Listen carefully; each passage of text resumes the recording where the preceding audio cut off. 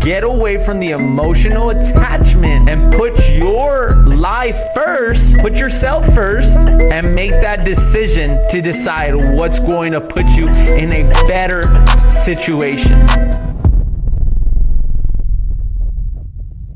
Hello, Jeanette? Yes. Hi, Jeanette. Good morning. This is Chris Silva. How are you? Good morning. How are you? I'm doing amazing. How are you? Doing very well. Thank you so much. That's good to hear. How's your morning going? So far, so good. Okay, well, I hope I'm able to make it a better morning this morning. Sounds good. Yeah, so Brandon was telling me a little bit about the situation and kind of everything that you've been through. I can imagine it's probably been a roller coaster for you, huh? Yeah, it's been extremely frustrated. Absolutely, I totally understand. And I just want to make it very clear a little bit about myself. What I do is I actually specialize in structuring deals and creating win-win situations, not only for myself, but for sellers as well too. And the biggest thing here is I like to identify sellers' goals, and then I like to work backwards to create a win-win situation. I actually buy properties all over the country, but again, it's just really identifying how I can help. So I want to make it very clear, there is a chance that I might not be the buyer for this house. However, if I'm not, I'll let you know and I'll kind of guide you of what I would do in your situation. However, the biggest thing here is just seeing how I can help you. Okay, sounds great. Well, transparency is really important to me because I've had a lot of investors come through and they're just not transparent. They say one thing and then they turn around and do something else, because obviously you guys know the law better than us homeowners. So I just feel like that transparency is really important. And, you know, it's like, don't beat around the bush. If you're going to buy, buy. If you're not, don't. You know, like, don't waste my time. So exactly. I definitely appreciate you saying that, you know, you may not be the buyer because, you know, that's what I want. I mean, I have an investor that's been calling me since November, and he's like, I'll give you $100,000 for the property. And then he just keeps calling and calling and calling. And I'm like, you know what? Don't waste my time. I'm not going to take $100,000 for the property because I owe more than that on it. So why would I lose on a beautiful property? So yeah, it's just been really frustrating. And if I can just get true facts and, you know, exactly, you know, if it is a good deal for the both of us, you know, what are the next steps? How quickly can we close? You know, no delays, no, you know, making up stuff just to delay so that you can find a buyer, you know, just, you know, tell it like it is. Yeah, absolutely. And I think that's what's very wrong with people in this industry, especially people that are just getting started out. And I don't like to talk bad about people, but these are people's lives that we're dealing with. This is a problem for you. And I mean, this is a severe problem. And there's other people that are in worse condition or that are in positions where it's unfortunate. And then you have someone coming and saying like, hey, well, I need 20 more days, or hey, I'm doing this, or hey, I'm doing that. And excuse my language, but it's a bunch of bullshit. Just be honest from the get-go. And that's what's going to make the transaction so much easier, not only for yourself, but for the seller as well, too. Yeah, exactly. So awesome. So talk to me. So from my understanding is you moved to Utah? Yes, I did. So I moved to Utah because the house was under contract with an investor. Okay. And we were supposed to close on December 31st. Okay. And I had gotten a job here in Utah, but my job started November 6th. So I went ahead and moved out here with the contingency that my house is going to close on December 23rd or 31st because, you know, all the paperwork had already been signed. And so I figured, you know, we're good to go. And then come December, like the first month of December or the first week of December, I get a call from the investor saying that they're backing out. And I'm already here in Utah. I've already moved all of my stuff. And I am beyond, I don't like to curse, but I am beyond pissed off right now. Absolutely. I would too, because you left. Because if that was the case, I would have just stayed and I would have just, made it happen or, found a job in El Paso. So, and the reason why I moved to Utah is because the job market in El Paso is not very good. So that's the reason why I moved. I didn't want to be making, I have a college degree. I've got tons of years of financial experience, and I did not want to be making $15 an hour for all that I worked for. And so that's why I moved here to Utah. Being that my house is going to sell, this is good. This will be a great down payment for my new home here in Utah. And so that didn't work out. So now I'm in a really bad situation. So I haven't been making my payments, my mortgage payments, because I can't, because I have double rent. I have rent over here and I have a mortgage over there. And so, I'm living over here. So obviously I have to stop paying over there because I'm not in the house over there. And so, basically that's been the situation. So that's why I'm just extremely frustrated. And I just want to know the facts. How stable is your company? How long have you been doing this? Did you just get started? Is this just like a trial and error? Because I don't even want to go through that. I've already been through that and I'm done. Yeah, no, absolutely. And I could totally understand your frustration about it. So I've actually been doing real estate for almost close to 8 years. I've been structuring deals. I've been doing when I first started, I actually started off as a real estate agent, but I realized real estate agents are just service providers and you're really not problem solvers. You're just going out there. It's like a notary. No offense to no real estate agent out there, but I mean, that's just the reality of it. I was just I got into this game because I wanted to learn real estate investing. So I built up a portfolio of about $40 million. I ended up exiting that early last year. And now for me, I'm really focused on more buying and holding longevity. The goal is to continue to go out there and help as many people as I can. So I just want to assure you, for me is full transparency, and I'm going to give you the facts about the deal. And if it works for you, it works for you. And if it doesn't, no harm, no foul. But I want to make sure that we're on the same page and you get the help that you need. Okay, sounds great. Thank you. So let me ask you this. When did you buy this house? Well, it's my family home. Okay. So we bought it in 1972. My parents bought it in 1972, and it's been our family home forever. So in July of 2022, my mom passed away. She gave me the house, and it's too much house for me. So that's why I was considering selling it. And then also because of the job market in El Paso. So basically it's a 7-bedroom, 5-bathroom home, and I don't have kids, and I don't have the ability to have kids. Like a 7-bedroom for one person, it's kind of a lot. Absolutely. And as much as, I'm having a really hard time because I don't want to sell it because it's my family home and it's a piece of my mom, and I don't want to sell it. But realistically, I have to sell it because I can't be in a state and then be maintaining that house. And then especially Texas property taxes are so expensive. Especially in El Paso. And it's just not feasible for me to keep the house. Unless I'm able to get a good job over there. But I've been looking and I haven't been able to. Yeah, I've been looking since I got here. And it sounds like kind of in your situation right now, it just doesn't make sense to keep trying to, feels like a burden almost, because you're over there, you're not paying over here. You need to find a job, still catch it up and kind of figure it all out. Yeah. So, yeah. Okay, so let me ask you, how much were your payments before you stopped making the payments? So my payments were $1,600. $1,600? Okay. Yeah. And what kind of deal did you have with that investor? Like, what happened with that specifically? Oh, so, okay. Well, that is not an investor. That is a totally different story. Okay, let me backtrack a little bit. Okay, yeah, no worries. Things have changed since, things have changed severely. Relationship. Because of the situations that I've been in. originally, when I got the house, I was working in El Paso, and I wasn't making a lot of money. I was making like, $20 an hour or something like that, something stupid. But I was like, I only have to pay the utilities, so it's not that big of a deal. I don't have money to do anything else, but at least I have a home.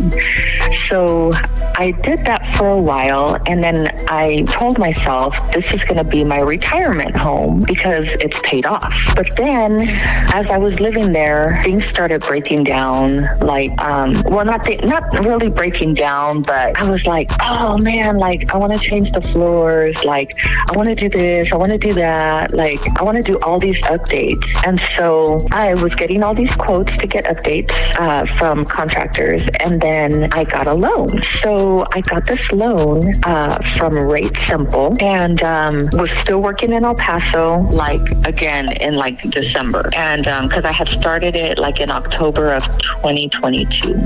So we were supposed to close. So October 2022, we were supposed to close by by Christmas in December of 22. Okay. And that never happened. Like they kept delaying it. They kept saying, oh, we need more time. We need this. We need that. And they just like kept making stuff up. And I was like, okay. So, I just kept working on getting what they needed. And then what ended up happening, so they dragged it out until February. Anyhow, in the meantime, I changed jobs because the job that I had was, they were being stupid.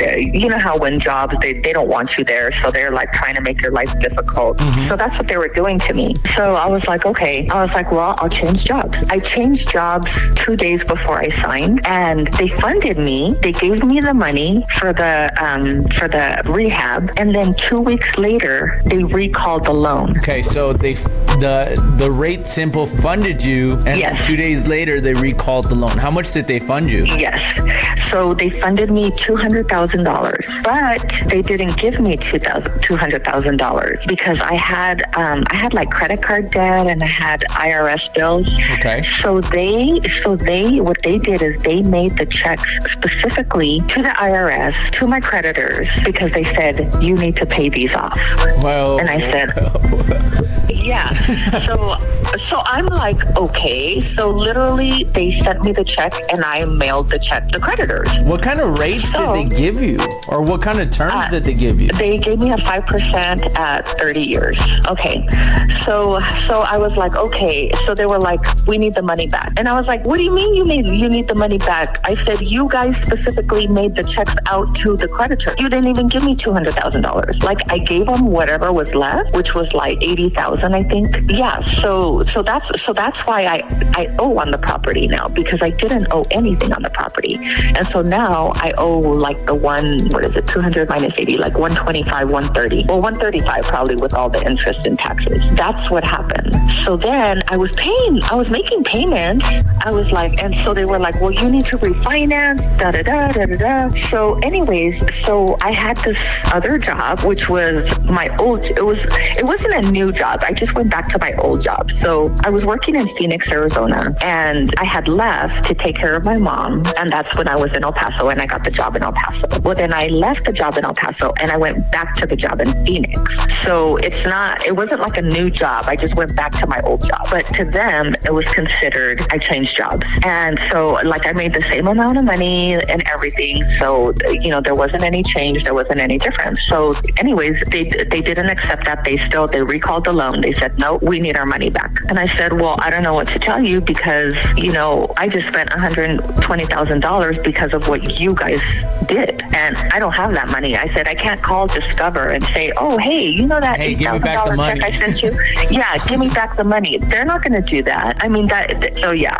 So anyhow, so that's what happened. But originally what I was going to do was I was going to rehab the house. And that's why I took out a loan, because I was going to, fix it up and live there for the rest of my life. But then the job in El Paso started acting stupid. And then I was like, you know what? I was like, this is such bullshit. I was like, I'm just going to go back to Phoenix. So then I ended up going back to Phoenix. And then I said, I'll just I was going to try to rent the house. They would only give me like $1,500 for the house. And I said, that's not even enough for the taxes, to cover the taxes.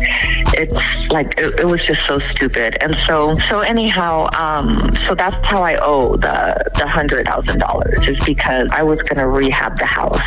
And so let me ask you this. Did you close at a title company? I closed at an attorney's office.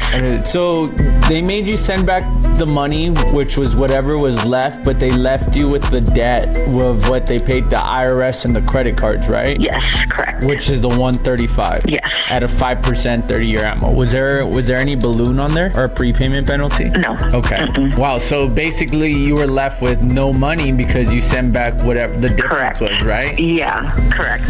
Yes, because I know.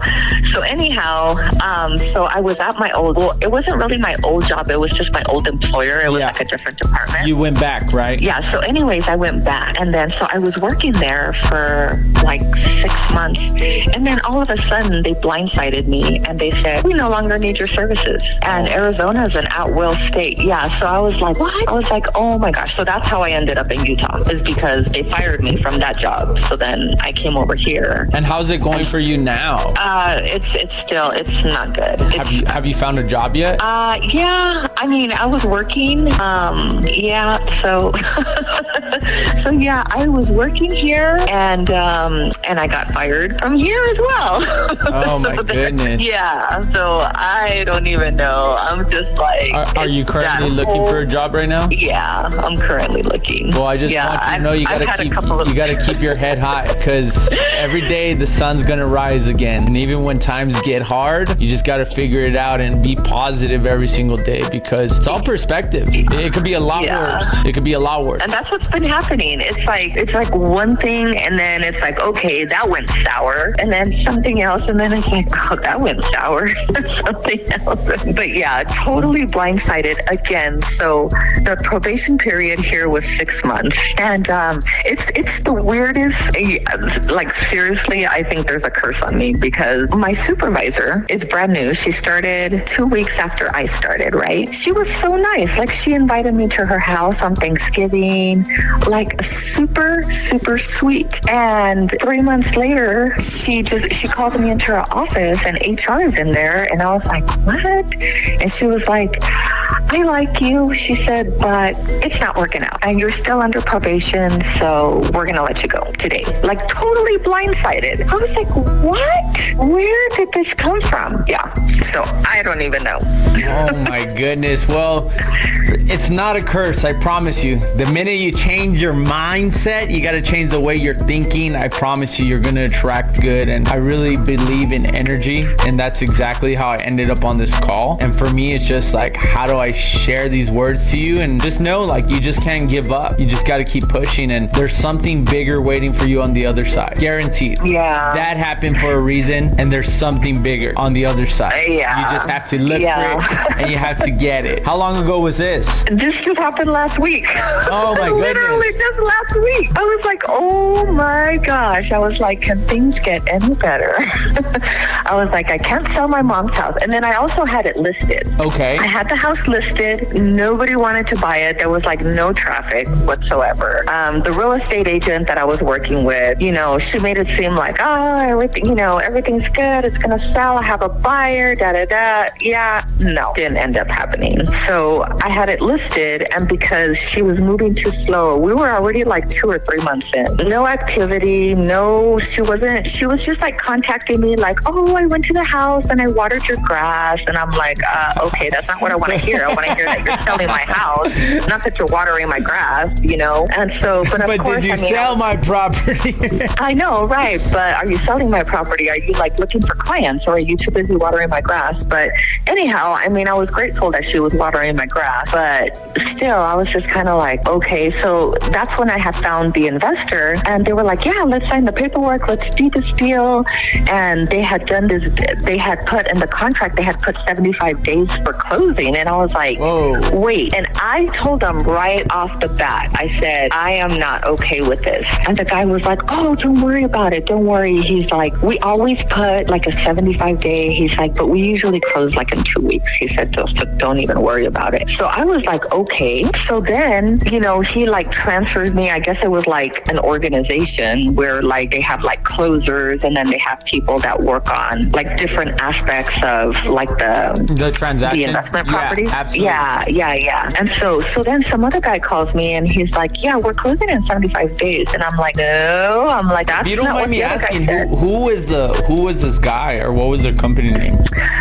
They were called We Buy 365. So yeah, don't ever like stay away from them. If any of them they are so shady, like super shady.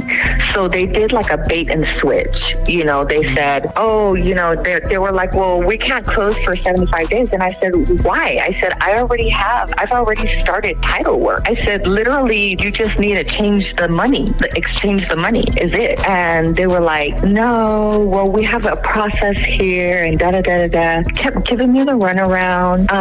In the contract, it said that something about that they close within 30 days after the inspection. So they kept dragging out the inspection. So that's how they got me, is they said, oh, we don't have anyone available to go inspect the property, da-da-da. And then they kept pushing it every month. Every month I was calling them saying, like, what's going on? And oh, we haven't found anybody to inspect the property. We're working on it, da-da-da. And then they kept pushing it and pushing it and pushing it. And then finally they just ended up backing out of it. It sounds like what they were trying to do was trying to find a buyer. Yes. So they were trying to find a buyer, and apparently they didn't find one. And so they were like, yeah.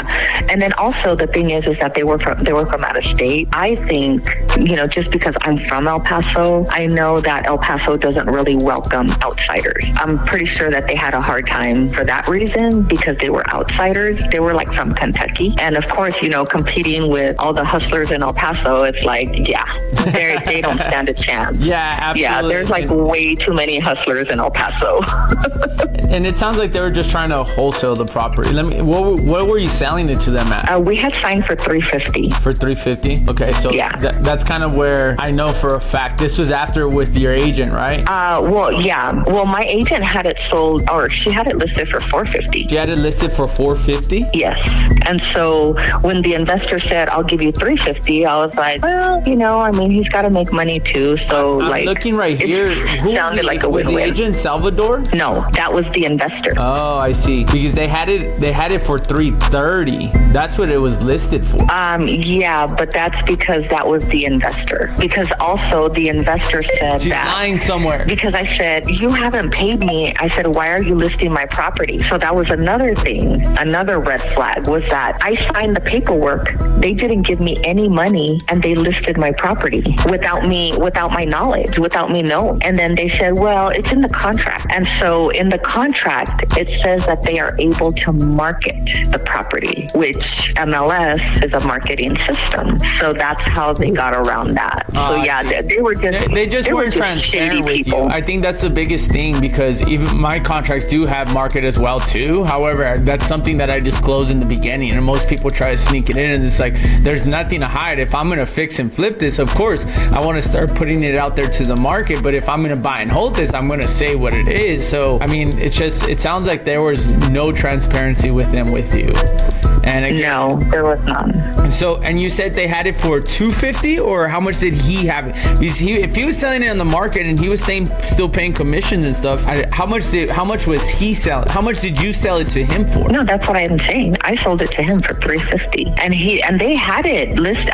I believe they had it listed higher, but they ended up dropping it finally to $330. So, and then they did all of this, and then I was like, well, I'm not taking the loss. So if you want to list it for $330, you still owe me $350. We're on contract for $350. So that's what they did. Yeah, it's so crazy. And so they so they found something. They found a loophole, or they made a loophole in their contract to be able to pull out. Well, okay, cool. Let me ask you this now. Let's go back to the house itself. You said, how much are you behind on this? I'm behind. I stopped paying like in October, I believe. So October through now, and then at 100 or 1,600. and you stop paying in October. And ideally, this is something that obviously you want to move on as fast as possible, I'm assuming, right? Correct. Yeah, and that's what I Do you have a foreclosure date set yet? No, I don't. Okay, no foreclosure. That's good though. That's a good thing. So 1,600 October, November, December, January, February, March. That's 5 months. 1,600 times 5 plus attorney fees and all that stuff. So you would say probably to reinstate. Have you gotten a reinstatement letter by any chance? No, not yet. Not yet. So that's you're probably looking at about 10 grand with March included,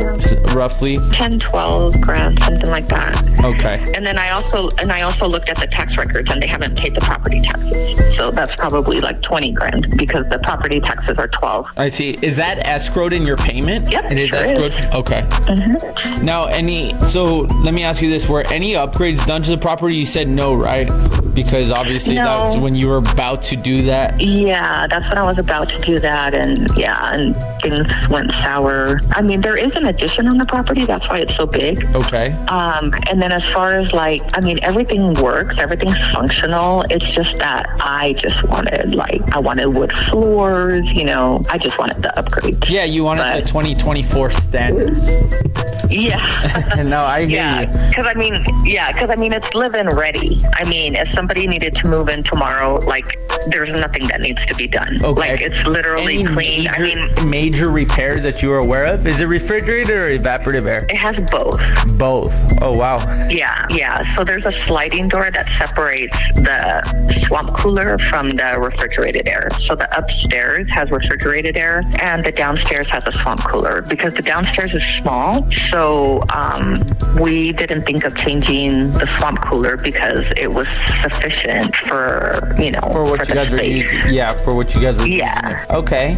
But the upstairs for sure that has refrigerated. So because that's a really big area. Okay. What about the plumbing? Is it the cast iron or is it PVC? Was that ever switched out? I don't know. You don't know? I don't know. Mm-mm. Okay. Electrical? Did you do any upgrades to the electrical? No upgrades that I can think of. No. Okay. And then I'm just trying to look at some pictures here. And now let me ask you, ideally, what were you trying to net out, walk away from on this deal?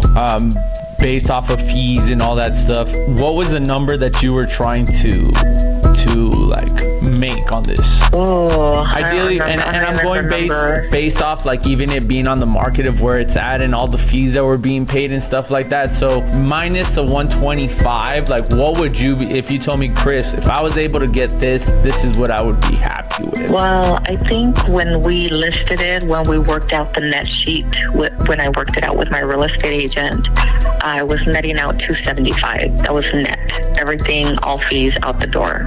I was happy with that. I mean, realistically speaking, now that, I'm not able to sell the house for $450 like I had planned or like we had planned. Yeah, I don't know. I mean, it's just really hard because I still have to buy another home. And I mean, I can't get anything for $200,000. So I kind of think in my head, why would I sell my home for $200,000 when I can't even buy a home for $200,000? Yeah, I'm trying to find the last listing you had with your agent, and I can't find it. I only see the one with that investor you were saying at 330. Let me see. She probably never listed it. I'll have to send you the documents. Okay. She sent me So this is the biggest thing here, and I just kind of want to paint the picture for you just so we're both on the same page as this. This house was on the market for 60 days at 330. So the fact that it didn't sell at that price tells me a lot about it. So just so we're on the same page right off the back is if we're at 330, typically at 330, when you put anything on the market, you're probably going to pay about 10%. Now we live in El Paso, so anything over $200,000 $300,000 is gonna take time to move. It's gonna take time to move just because that's the price point where people in El Paso, like we were talking about the labor costs earlier, is where they could afford. So that's probably another reason why it didn't sell. However, when you put something on the market, it's gonna cost you about 10%. The reason why it's gonna cost you 10% is because 6% for the real estate agents, 1% for seller closing costs, and 3% for buyers closing costs. We live in a time where sellers are paying for buyers closing costs because that's just the market we're in right now. Now, you could go buy a new house. This is where the new builders are winning right now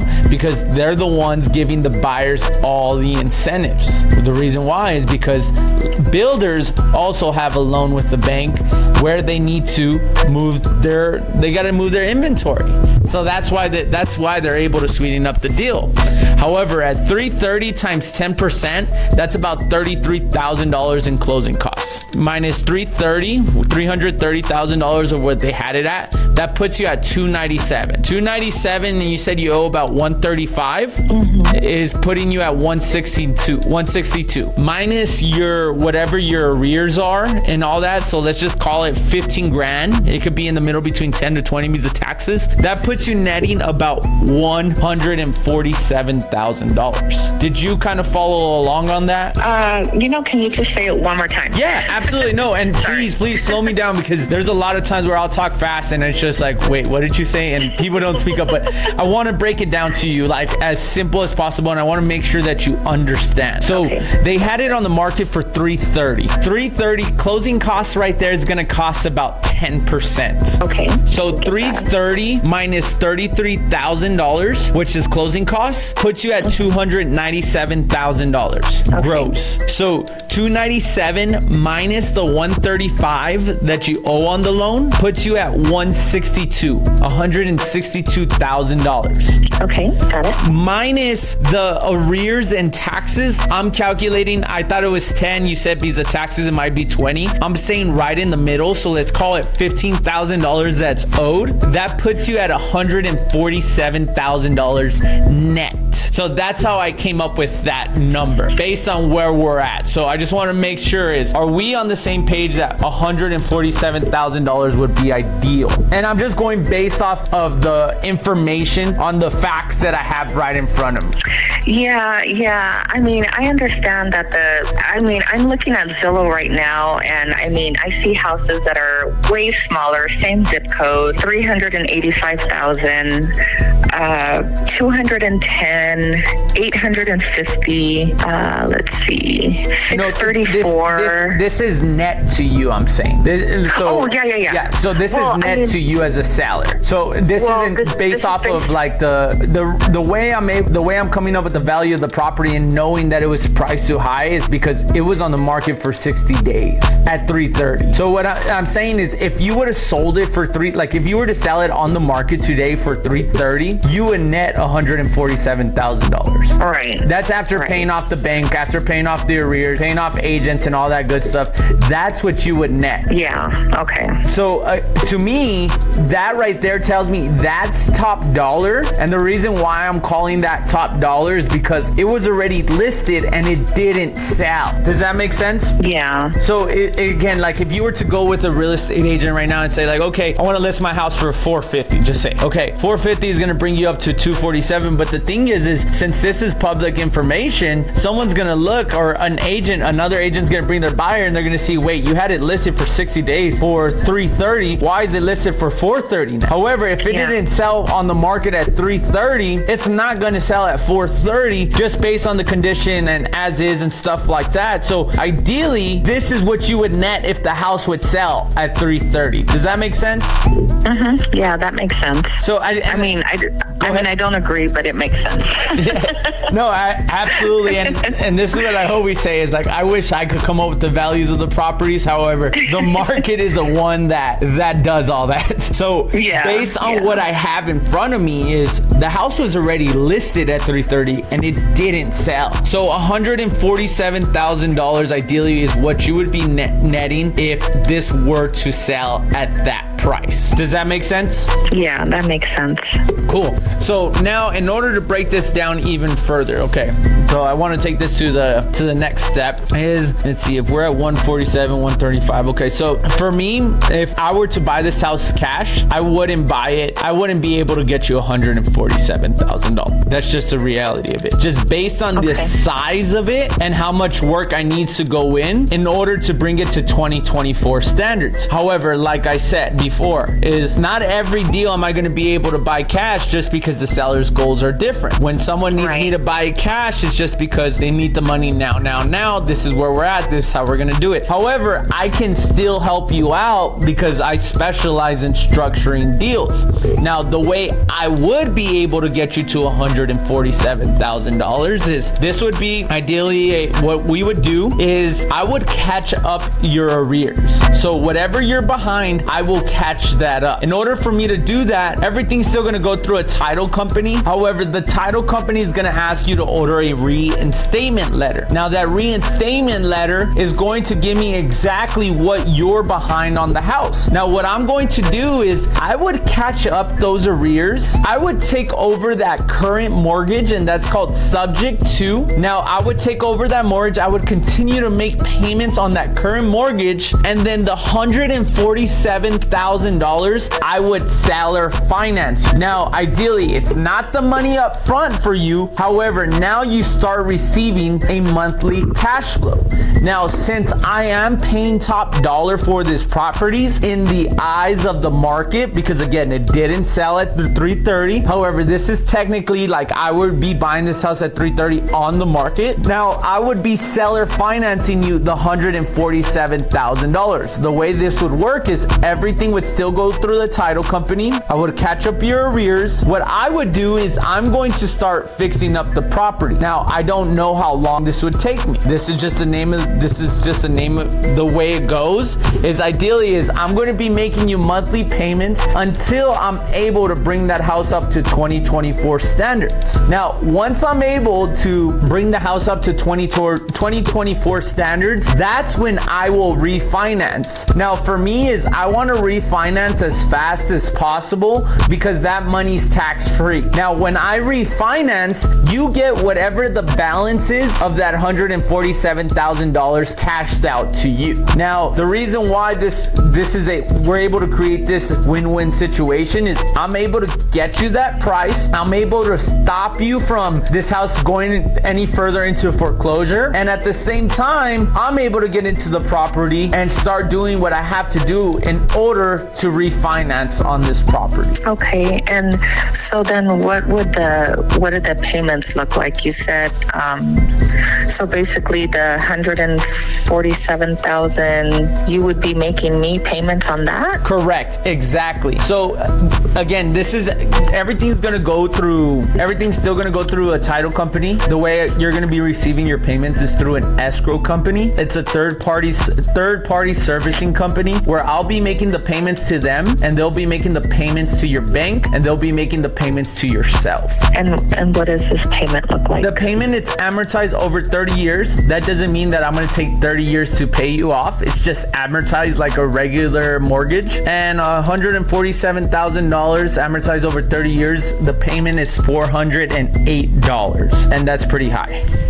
Okay, so that would be $408 coming to me, plus you're fixing it, and then if you like let's say you finish fixing it early and then you sell it, that's when you get paid out the difference of whatever's owed on that 147. On the 147, okay. Exactly. So again, we're able to create this win-win situation, and the best part about this is you're protected by the asset. Let's say something were to happen to me, I get abducted by aliens, and something were to happen to me, ideally you've already collected all these payments, the equity that's built up into the house, and at the same time you're able to take back the house and you go turn around, sell it, rent it, whatever it is that you want to do.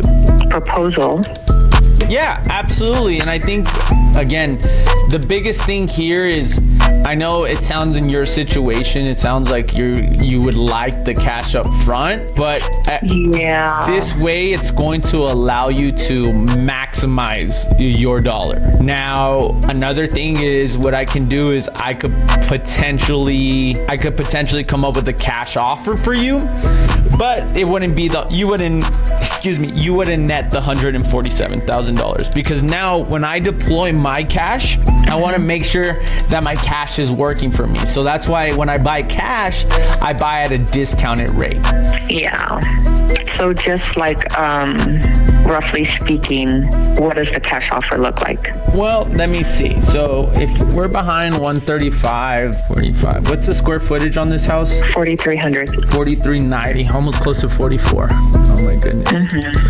Okay, so 44, based on the pictures, I'm probably gonna need, and this is just a rough estimate, 4,400 times. So right now what I'm doing is I'm coming up with a repair analysis. Probably gonna need about $120,000 in rehab. No, you're okay.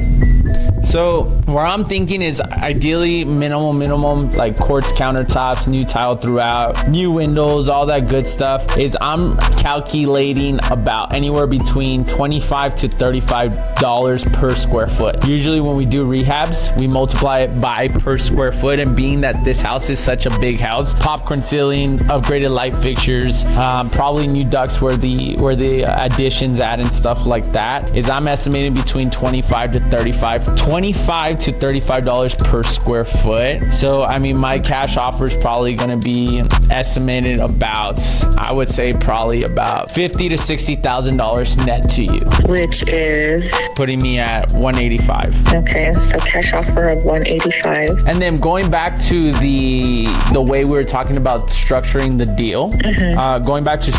deal, that's something that ideally, once I get a reinstatement letter from the bank, whenever that comes in, I could close within 10 business days once you get that. Once we get that from title company. So again, now it just really goes back to maximizing your dollar. Yeah, definitely. I mean, let me think about it, because to be honest, it doesn't sound like a win to me. And what do you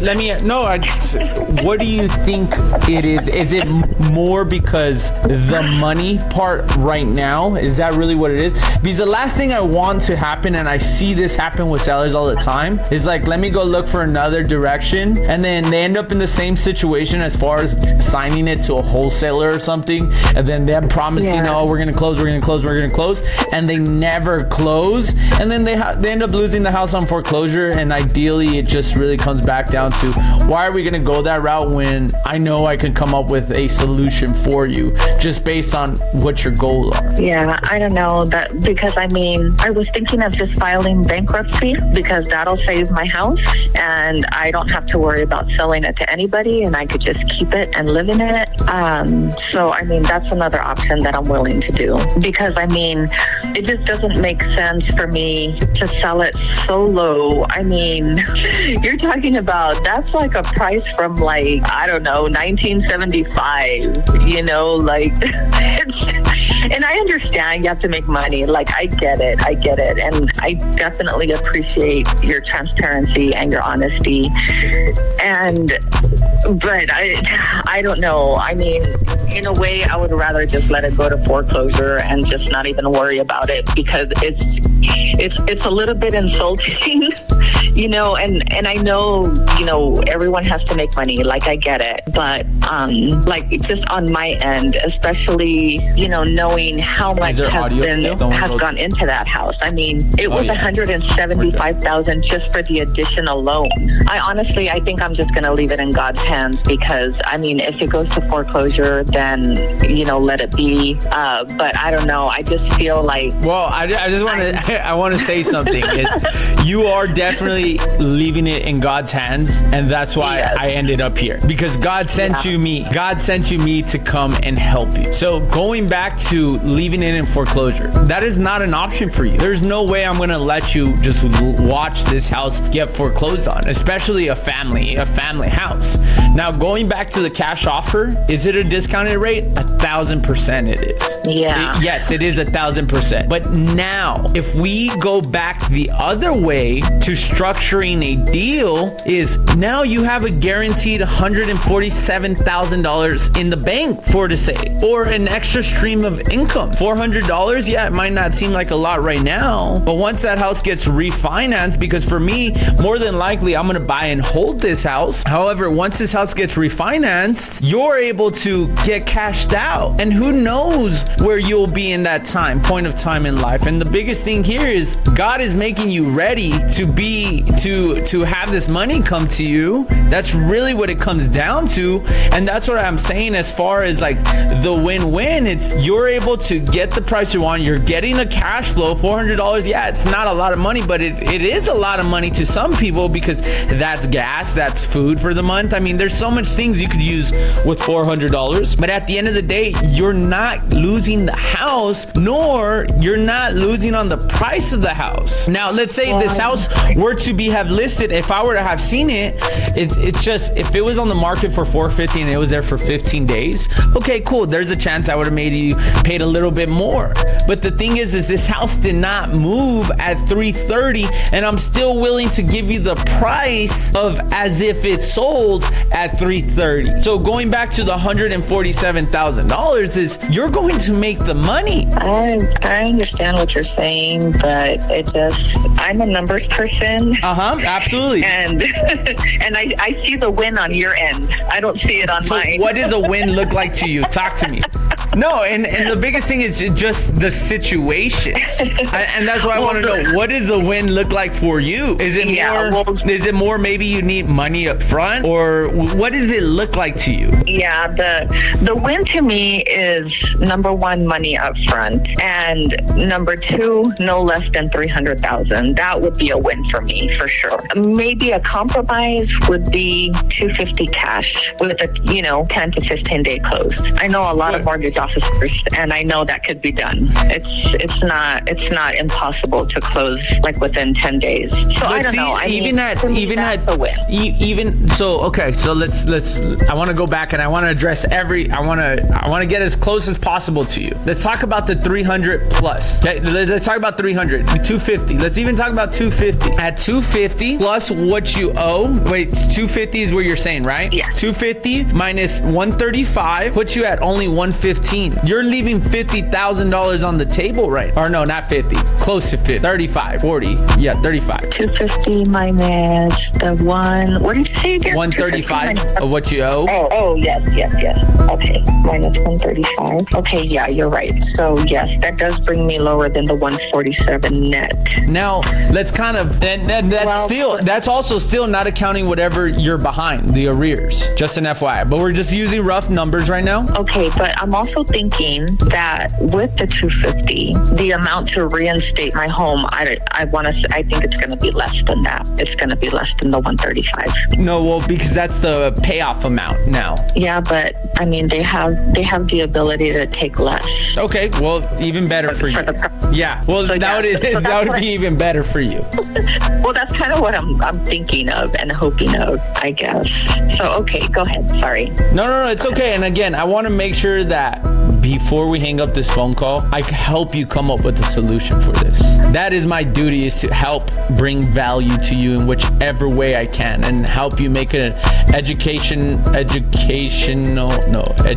decision. There you go. Educated decision. Okay, so we're back to say it's 115, 120 that you make on there, ideally. Is right now the money needed just because of your situation? And if so, how much money is needed like today? Like right now, if you said, Chris, if I could come across $5,000, $10,000 today, this is gonna help me buy back time in order for me to go get another job. Like, what does that look like to you right now? What does that look like? I would say like to be in a comfortable spot. I don't know, maybe assuming 6 months looking for a job. I mean, I don't think it's going to take that long, but 6 months, girl, get off your ass. I would say probably, let's see, 3, 6, 9, 12, anywhere from like 15 to 20. I'd probably be comfortable with 20,000, but I guess 15,000, I'd kind of just be scraping, because it's just very expensive over here in Utah. It's not cheap at all. But yeah, probably probably about that, because I mean, I probably have about $3,500 a month in expenditures, and that's just, you know, a $2,000 rent payment. The utilities are really high out here. We've got gas, electric, water, trash, very, very expensive. So about $3,500 a month in expenditures, and, you know, including gas and food. So that's probably what I'm looking at. But I just kind of wanted to go back. So then, but you were saying that you would give me $185,000 cash offer. So that only brings me to $50,000. Correct. So the 250. So if we're comparing apples to apples, the 250 minus the 135 is 100 and some. But then if I go with your $185,000 cash offer, I have $50,000, which is less. 135. The one that's plus 50 puts you at 185. 135 plus 50 puts you at 85,000, right? I'm sorry, which number are you? 135 plus 50 puts you at 185. Yes. Okay, hold on. Before I lose my train of thought, I'll address that right now. Give me, what was I thinking? We're talking about, your expenses. Yeah, so my expenses are pretty high. So like $50,000, literally that'll probably last me like 8 months. Just renting, not even like buying a new home, like just with current expenditures. Yeah, that'd be current expenses until you find a job, of course, right? Right. Okay. So going back to what you were saying is at the 250, 135 of what you owe would net you 115. 135 plus the $50,000 that I offered you would put me at 185. Which would net me 50,000. Correct. Does that make sense? Are we on the same page right there? Yes. Okay. Yeah. So now. So that's why I was. Yeah. That's. I just wanted to tell you that because I know that you had said that I was losing with the 250,000, but really I'm not because. Well, you're losing on both cash offers, to be honest. Yeah. you're losing on both. Be honest. You're losing on both. Yeah. True. Yeah. However, okay. So this is, and I'm just trying to, and this is going back based on. There's gonna be key factors that are played into this. I know that you're telling me fees, but I know that you as an investor, I'm pretty sure that you guys have your partner's probably a real estate agent, so you don't even really have to pay commissions. I mean, it's no, it's not. It's not commissions. No, ma'am. No. The fees are typically from like our equity fund or just different fees. There's no commissions involved. Well, I mean, I'm saying about like listing the property. What I'm saying is that you guys already have your real estate agents. I mean, I don't know how big your company is, but you know, normally all of that is just like additional for yourself. Like you might have to pay like the 3% out to the buyer's agent, but as far as like your fees go, and then a lot of times you guys fund in-house, so you don't even have those fees, but you know, you guys are telling me that you have those fees, but you really don't because it's all in-house. And so that's where I have an issue, because I understand that everybody has to make money, but when it comes to like taking advantage of people in bad situations like myself, you know, and I mean, I'm not talking about you like per se, but I'm just saying like investors in general, you know, all of these fees are like nothing, you know, as opposed to me going out and getting a loan and having to pay all these points and having to pay all these fees.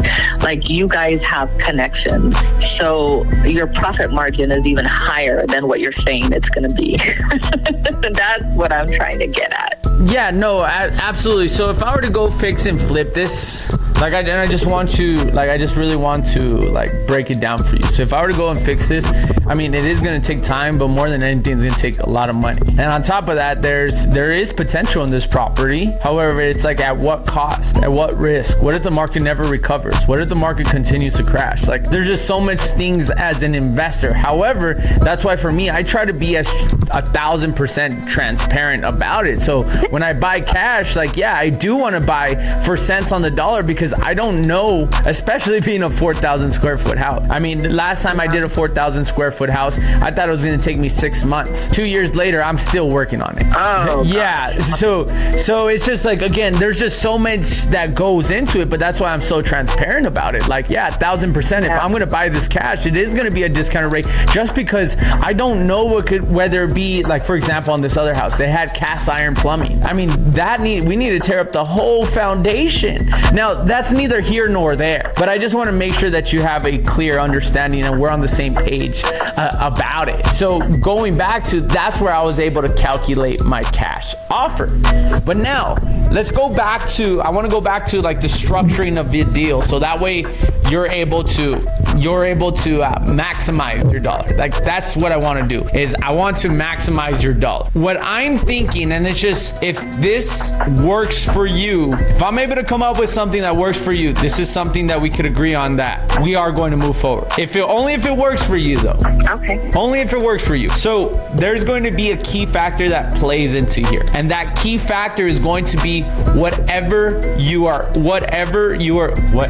is owed to the bank. Based off of that, what I'm willing to do, and again, I just know the situation you're in, and I want to provide as much value as possible, is based off of the 250, based off the 250 price point, is what I will do is I will still reinstate your loan, and I would pay a total of $20,000 total. From that $20,000 is, out of that $20,000, the reinstatement would come from there. The closing costs, I will pay for the closing costs, and whatever is left, and I'm thinking, let's call it about $10,000, $10,000 to $8,000 is left, that will go to you at the time of closing as a down payment based on the 250 price point. Now, again, we're gonna go back to financing the difference. So whatever's left on that, you will receive monthly cash flow that will allow you to buy some time to get back on your feet. Now, it's not no 6 months, but at least it potentially be at least 3 months until you're able to find a job. You're not taking my cash offer, which is $50,000, and you're able to walk away with something at the time of closing, and we're able to create that win-win situation for yourself as well too, because now, yes, it's costing me more money to come out based on the amount of money that I still need to put into this house. I know the risk I am taking, but I'm all about helping people, and if I can help you out and that's what's going to allow you to get back on your feet, I'm willing to do that today. Okay. Well, I mean, sorry. No, and let me ask you, what is there that you have to think about if this is allowing you to get some money up front? Yeah, I know. And you're not taking my cash offer. Unless you want my cash offer, I could give you my cash offer. I'm having a hard time with, like, because if I'm doing like the monthly payments. Okay. It's like my cash is tied up. I'm the one that's getting tied up. So when I'm trying to buy a house, I have to explain, I sold my house to an investor, and then I'm at risk of not even qualifying for that reason, because it's a risk for me to have a contract with my funds tied up with the house, and they're gonna look at it like, okay, well, this is a risk, and then there's a possibility that I won't get money for a new house. So that's kind of what, as far as like the payment thing goes. I mean, I guess if I wasn't in such a bad situation, it would probably work, because I'd be like, yeah, it's okay, because I'm already, established, and that would be okay. But because right now, there's so many expenses coming at me, and then I'm only, I don't have a job, and so literally my only income is going to be the $400 against $3,500 in expenses. That that really doesn't work for me. But no foreclosure, no more negative. You're not losing on the property. And let me ask you, how soon do you plan on buying a house? Like that, there's so many factors that go into this, where it's just like you're not leaving any money on the table. Yeah. Well, I mean, that's the thing too, is that I'm thinking that foreclosure might be my best option, because if I'm sorry, not foreclosure, bankruptcy. if I file bankruptcy, it stops the foreclosure process. So I don't have to foreclose on the property. I can keep it. And then when I'm in a better situation, after like I, try to find a good job in El Paso, I get back up on my feet and then I sell it. So, But see, that's the thing is bankruptcy is just a temporary fix, because now if you're thinking about getting another house, and I know this is in Utah, maybe you come back, maybe it's a little bit different, but we look at the bankruptcy, it's just a quick fix. Now again, and this is why I'm just kind of trying to analyze, and I'm trying to put myself in your shoes, most importantly. I'm trying to understand, because I want to make sure like you're fully understanding is bankruptcy is just going to be the quick fix. There's just so many other things that come with that. I know. There's so many other things that come with that. So at the end of the day, it's just like, okay, let's say we were to come up with a cash offer. You're at 115, I'm at 50. Just say somewhere between there, $60,000, $70,000. Okay, whatever it is. You get this money, but again, what's the next move for you? I don't think you're gonna go out and just go get another house. I think you're gonna try to get back on your feet. You're gonna try to survive. You're gonna figure it out. But that's what I'm saying is based on the other structure. If I were to give you the 115, and give you $10,000 at the time of closing, yeah, you have a 105 tied up. However, it's on a monthly cash flow, and at the same time it's gonna be there for when you're ready for it. When God knows, like, hey, she's ready for it. It's gonna come when you least expect it. Yeah, I hear what you're saying, but when I least expected, like that's nice. But if I'm in a position of stability, which I'm not, so it's kind of like I need the money now, not later, and I think that's kind of driving. So you're telling me if I were to give you $15,000 down, that would make you feel more better, more comfortable? No. I'm saying like if I had, just like the cash offer up front, like I think that would be better. Okay, let's go back to the cash offer then. Let's get away from all of this.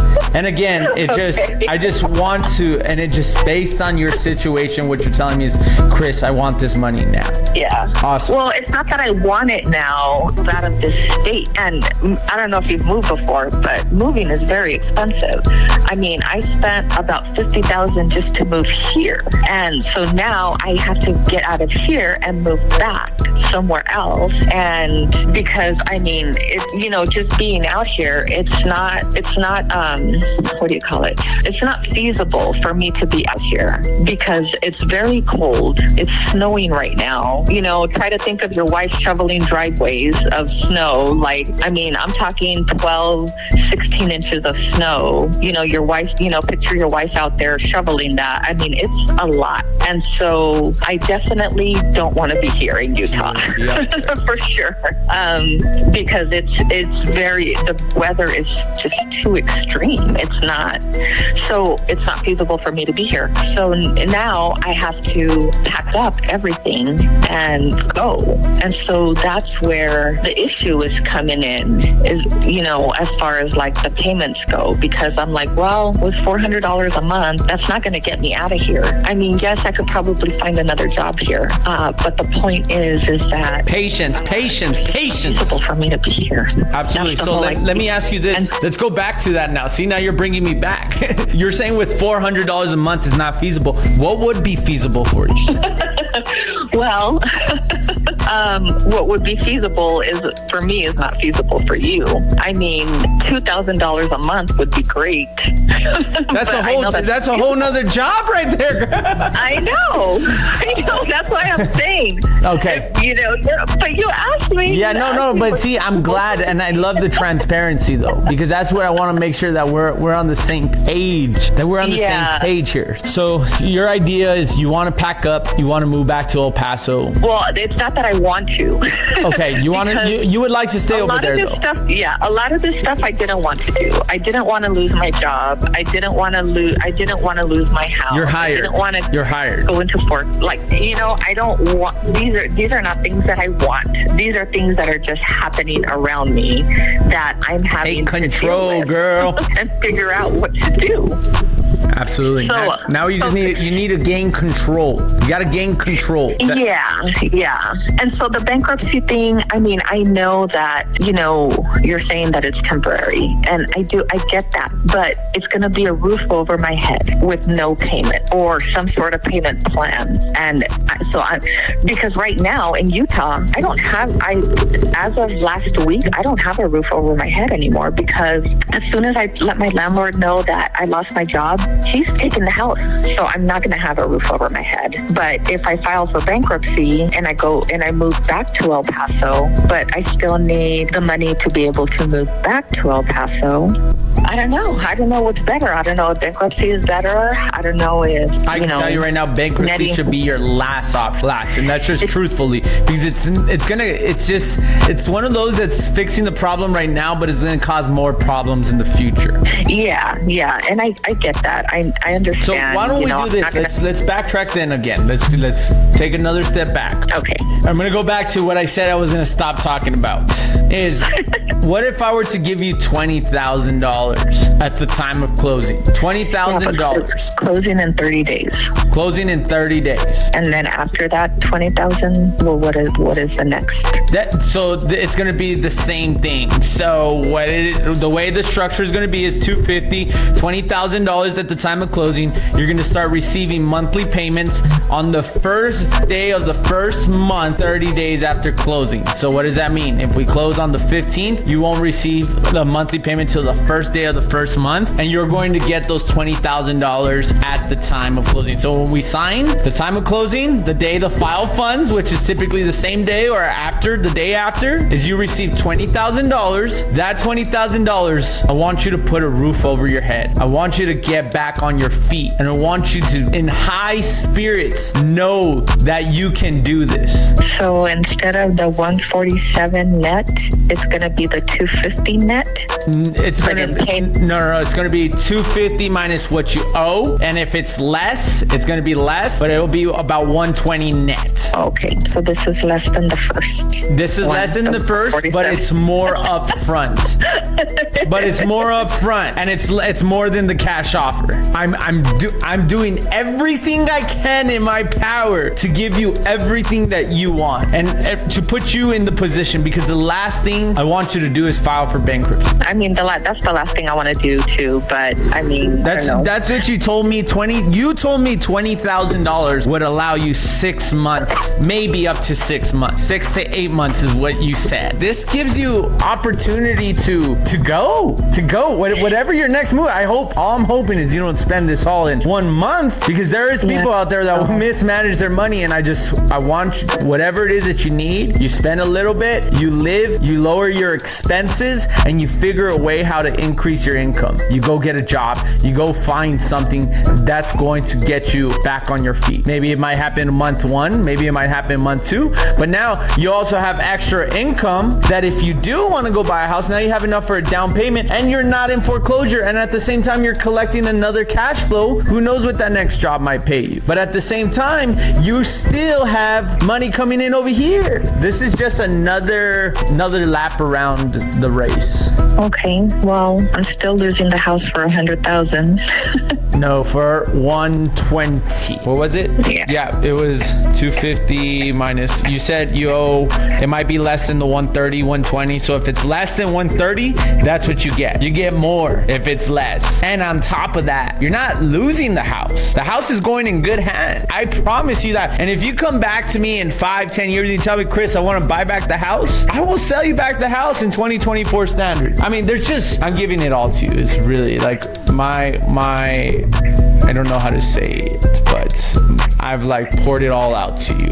Ideally, I'm trying to figure a way to structure this. Yeah, I know. It's just hard. If my mom was alive, she would be so upset that I'm giving up the house for $135,000. knowing the position you're in? You think she would be upset at you? Knowing that you have no job, knowing the position you're in, and at the end of the day, I want to make it clear, you were willing to let go of the house at this price. You were going to lose the house at this price. But more than anything, you might lose the house not making anything. Imagine how that would make your mom feel then. Either way, I think she would be very disappointed. And especially, I mean, I'm disappointed because I've seen how much money and work has gone into that house. Her mindset.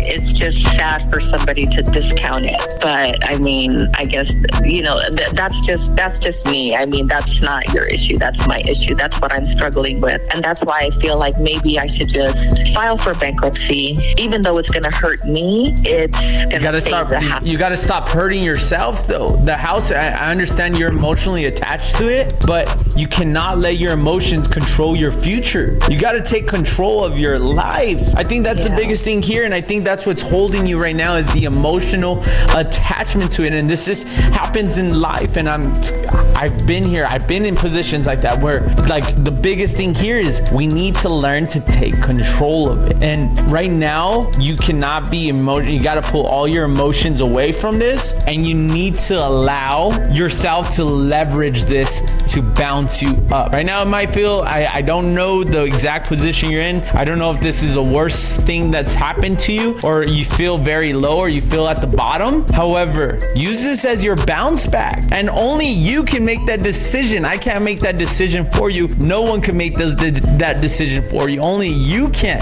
But you have to be willing to make the decision in life. That's really what happens, is it throws you obstacles, and you have to make a decision of where you want to go moving forward. Right. Well, I think if we can just recap so that I'm just going to pray on it, because I don't know what to do, because there's so many different scenarios. There's so many different ways. I mean, I feel like I already lost the house anyways. See, this is even more of that reason. If you feel like that, now you're gaining money for it. Yeah, but it doesn't even, I don't know. It's just tough saying, like, if I lose it, that's one thing.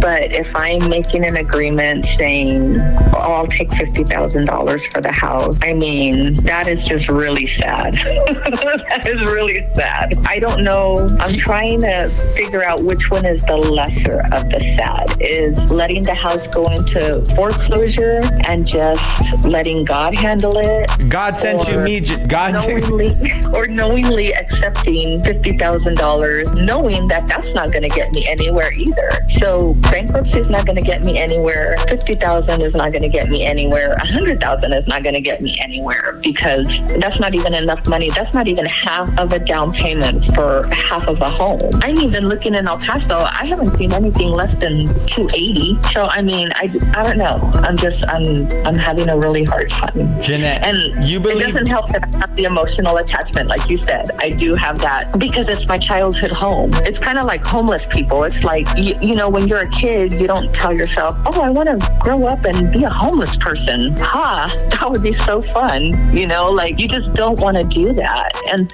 you know, that's kind of how I feel with the house. It's like, I didn't grow up saying to myself, oh, I hope my mom gives me this home and then I sell it for $50,000. And, you know, like. But Jeanette, I want to, you believe in God, right? I do. Okay. Yes. I believe in God as well, too. And I believe I am put in front of you for a reason. We make thousands of calls on a daily basis. But the way you came in front of me was through a friend of a friend. I want to make that very clear. So anytime someone ends up in front of me, I take that very, very serious, because my duty is to serve other people. How can I help other people? Whether it be sellers, whether it be buyers, whether it be someone that wants to learn, whether it be someone that wants a job, whatever it is, how can I help people? This is that moment. You were put in front of me for a reason. And that's why I am taking my time to make sure that you fully understand everything. I actually had a morning meeting this morning. It was at 10. And to me, this is what matters more. I am okay.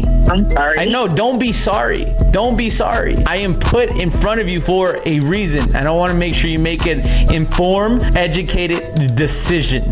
Okay. But the biggest thing here is it's all perspective, because now we're looking at it. Well, I'm only making $50,000, but $135,000 went to your dad. Now we're so it's like, did you really only make $50,000? Okay, cool. Now let's backtrack a little bit. How is that $50,000 going to help you? Or how is $20,000 going to help me all right now? The biggest thing with society is we're taught instant gratification. Chris, I need it now. Chris, I need a new house. Chris, I want the house now. Chris, I need to do this. I need to do that. Like the instant gratification.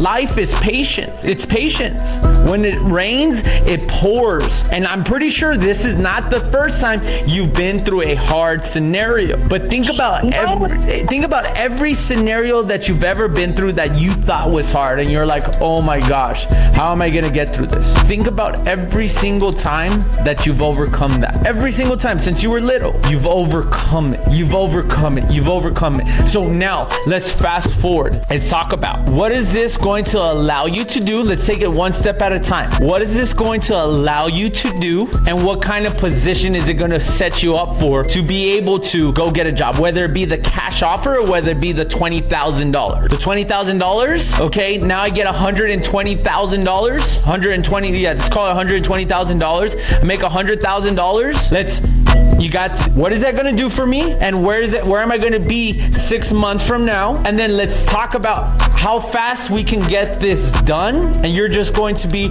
another person that I've been able to serve. I've been able to help. And at the end of the day, that's what's going to allow you maybe not get a house this year. I'm not going to tell you you're going to go buy another house this year. Maybe not next year, but it damn will put you ahead of the game in a much better position than you are today than you were an hour ago. See, that's kind of how I feel about the bankruptcy. I feel like I actually think that that's going to put me in a better position, because yes, I'm going to be struggling for now, but I'm going to have a house, so I'm not going to have to worry about buying a house.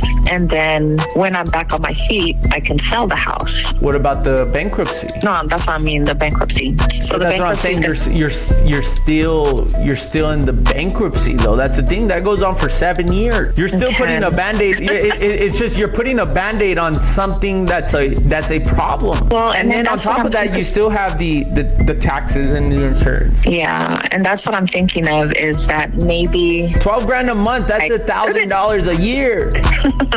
But I'm also thinking that maybe I just shouldn't sell the house, or because I would, at first I said maybe I should sell it, but now I'm kind of thinking maybe I just shouldn't sell the house and just file bankruptcy and just live in the house forever. That's another alternative. Absolutely.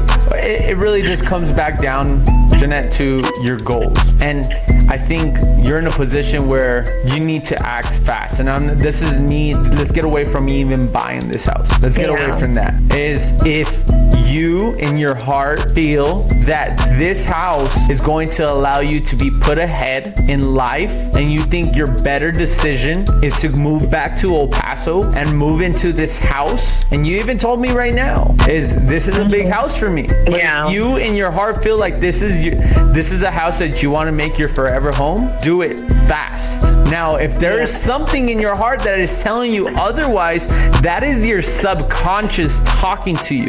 That is your gut talking to you. Get away from the emotional attachment and put your life first, put yourself first, and make that decision to decide what's going to put you in a better situation. What do you think that would be? And I want you to be completely honest, because you're not being honest with me, you're being honest with yourself. Yeah, no, I know. And I always try to be honest with myself.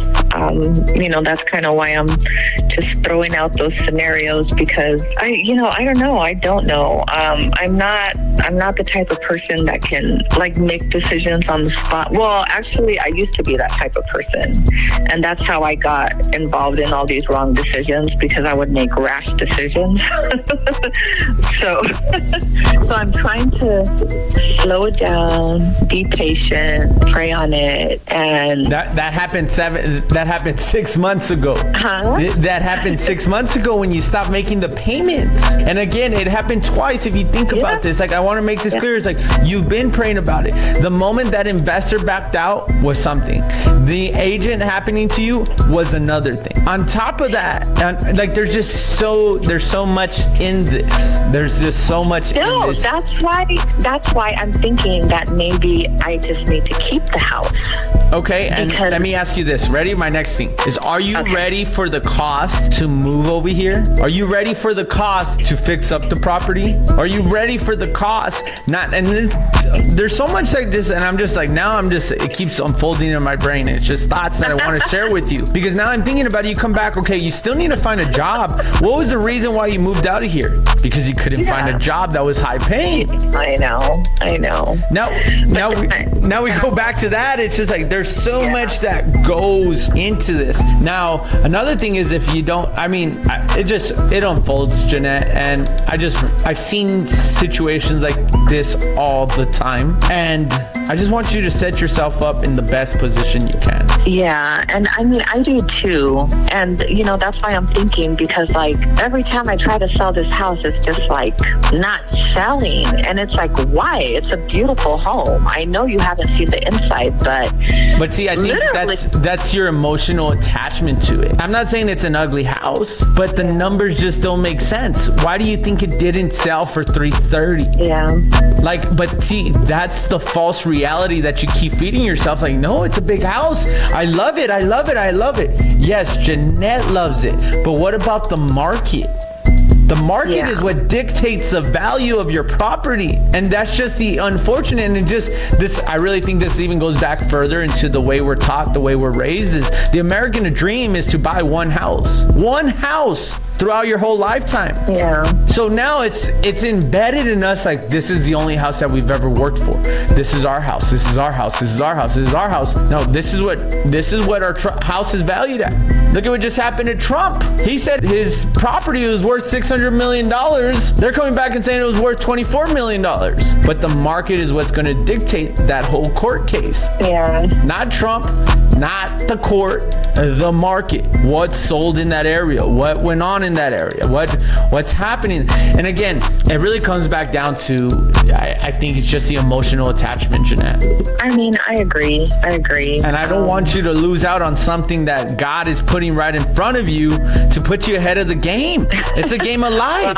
It's a game of life. I'm not going to be ahead of the game. I'm just going to tell you that. I'm not going to be ahead because, like I said, my credit cards, moving out here was very expensive, and it's all on my credit cards. So basically, either that 20 grand is going to allow me to make minimum payments. It's not really going to put me ahead. Is it going to help you make payments? I don't know if Is it going to help you make payments? Is it? Yeah. Is it going to help you have a house to live in for the next month? For the next month? Okay, yeah. Is it going to put food on your table? Yeah. Is it going to put gas in your vehicle? Yeah. Is it going to help you go out and find another job? Yeah. It sounds like it's putting you ahead of the game. And right now you are trying to block the blessing in front of you. No, I'm not trying to block the blessing. I'm just trying to make the best decision that I can. So what decision out of all the decisions I've given you, which one do you like the most so far? Okay, so let me see. So we said cash, 185. Correct. Okay, which would net me 50. Correct. Roughly. If you owe less. If you owe less than more. That's you owing 135. Okay. That's me owing 135, which I don't even know. I'm guessing it's 135. It was 120 when I last checked, but I don't know. I'm just saying 135 just to be conservative. Okay, so cash 185, or we say 250 payments, right? That'd be $250,000 with a down payment of $20,000 in your pocket. Okay, and then the rest payments. So $230, right? Correct. With $20,000 in your pocket. Oh, but that's not including the 135, right? Correct. So it's 230 minus the 135. Correct. Dude, can you do the math for me so I don't have to get my calculator out? Yeah, absolutely. So 250 minus 135, you will make 115. That's at 135. You would make 115 total. And then the third? The third option was 147 finance with nothing down. So monthly payments every single month. Okay. And then the payments were $408. $408 every single month. Until you refinance. Exactly. In any of these situations, can I live in the house? Is that what you want to do? I don't know, because I can't afford to How about this? rent here. If you want to come back, I will help you get into another property. I have an apartment available, and I will allow you to move into the apartment, and I will give you 1 month free. Where is the apartment? It's off of Alameda in Zaragoza. Oh, God. Oh, my God. I'm just saying, a female by herself on Alameda is not good. Well, it's like an older folks apartment complex. So I mean, you would have nothing to worry about, but that is an option as well too. Or I have 2 dogs. What was that? You have 2 dogs? Yes. Just know I will help you. It's just I don't want to keep feeding you all this information, and then you're like, Chris, and then it comes back and it's just like you tell me, Chris, I'm not gonna do anything. Yeah. But I just want to let you know, you tell me what you need, I'll help you. It's not a problem. Just know you have somebody. You're not in this alone. Let me make that very clear right now. Not just me, but my entire resources that you will have access to in any way I could help you. And if you tell me what you're good at and you want to move back home, I will help you find a job. Okay. All right. Okay. Thank you so much. I appreciate that. Okay, but I'm still trying to think of which option. Chris, I'm right here. I don't want to keep you hanging on the phone. I have the time for you right now. I feel bad because I can't. Don't feel bad, Jeanette. Don't feel bad. And the only reason why you would be in the situation of not being able to make an educated decision right now is, 1, you're not the decision maker, which I know you are the decision maker. Is that correct? Yes, that's correct. Or 2, you don't have enough information. So I am failing on my part if I am not giving you the information you need in order to make an informed, educated decision. No. I mean, I think that you've given me plenty, like more than enough information. I'm just trying to realistically look at see what's going to be my best option, because the 20,000 down, that's nice, but that's not going to be for another 30 days. So I'm going to be late on all of my payments this month. When's your next payment? Well, my rent payment is on the 1st. My insurance is on, all the payments are coming in like around the 20s, the 20th.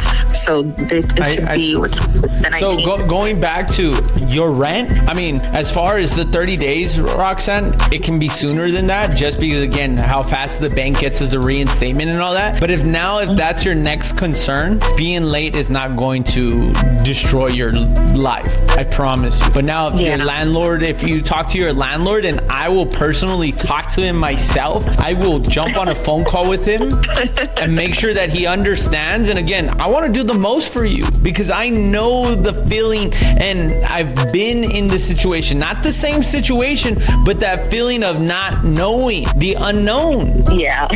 It's the feeling of unknown. Yeah, it's the worst. Well, you're not alone. So if the $20,000 is what you're leaning towards, and you're just like, well, Chris, 30 days is a lot, don't worry about the time. Okay, but here's what I'm thinking too. With the number 2, the 250. Here's another scenario that I was thinking.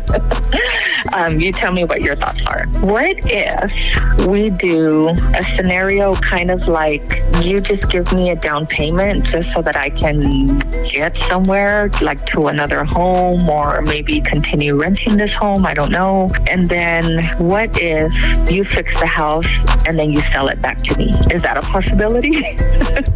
Everything is a possibility. I mean, obviously with, you know, your The way it would need profit. the way it would need to work is basically I would sell it back to you of whatever I put into the property and all that good stuff. So yes, and that's what I told you. The option's there of you getting back this house 1,000%. Yeah. But it just comes with the cost. And then the biggest thing here is like the market, you know? But I don't want to jump that far because we don't know the unknown still. Yeah. I got one more for her, and she's gonna love this one. She's gonna love this one. Watch. I got one more. Hello? Yeah, I'm sorry. Are you there? Hello? Oh, there you are. Oh, yes. Okay. Okay.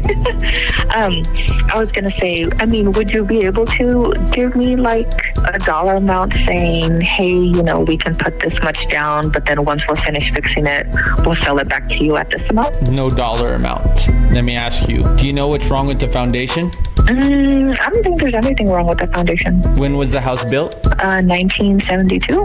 Has the foundation ever been checked? No. What I'm just trying to tell you is like, I don't know what's going to come up. Okay. That's what I want you to understand. I don't know if there's foundation issues. I doubt there is, but the unknown. Does that make sense? Yeah. Or it's like I go in there and I put quartz countertops. But Jeanette, like one thing I want to make clear is like in the beginning of the conversation, you told me this house was too big for you. Why would you like this is going back to the emotional attachment to this. Yeah. Stop trying to pull yourself back into this house.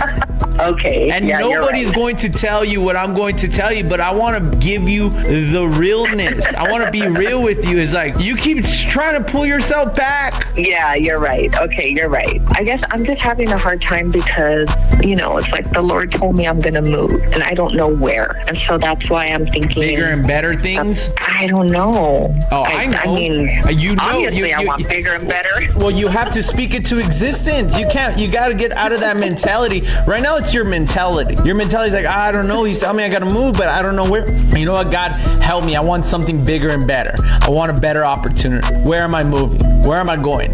Because my next move is going to be bigger and better. You gotta be intentional with your thoughts, with your prayers. You have to have that intent, because the minute you start thinking, well, I don't know, it's probably going to be somewhere smaller, I don't know, you're going to attract that. You got to change the way you think. You got to be positive. You got to be intentional of that. Your next move is going to be it, and it's going to be the best thing that could have ever happened in your entire life. But you got to be intentional with it.